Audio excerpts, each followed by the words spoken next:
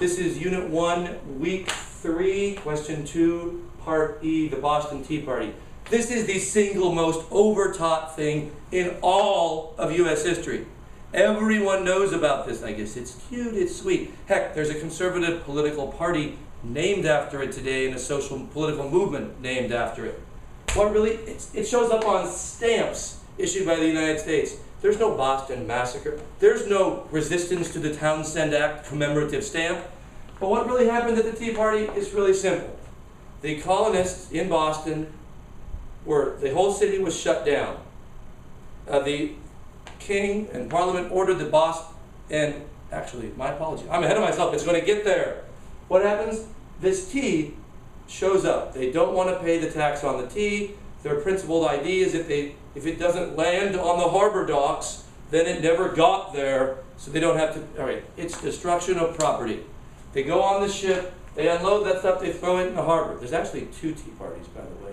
The stuff falls in the mud because the tide is out. They have to jump down in the mud and smash it up more. But then all this tea is dispersed. They're ordered to pay for it. The intolerable acts, the British call them the coercive acts, are passed in 1774, ordering that all of these things take place for the British to get repaid. They closed the port of Boston. They canceled the Massachusetts local assembly. They require that all soldiers that are accused of any crime be tried back in Britain, where the colonists think they'll have an unfair, home court advantage, or that they won't get as fair a trial. It'll be more biased towards the British back home. And on top of that, they give bonus rights to the colonists in Quebec. The French-speaking ones, the Catholic ones, the ones that should be least English.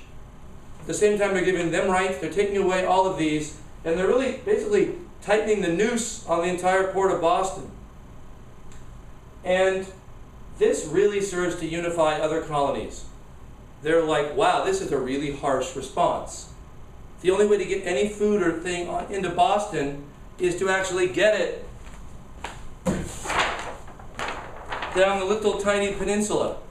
Boston, so the only way to get food on is to get it to the little tiny peninsula and on into the city.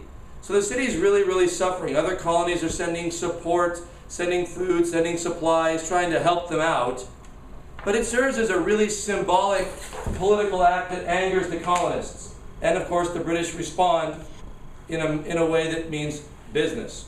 You're going to pay for this, you're going to pay for the damage. The colonists refuse, and it escalates the tension a little more. Still, most colonists are not, we want independence. They're still, we're just not getting treated as British as the British at home.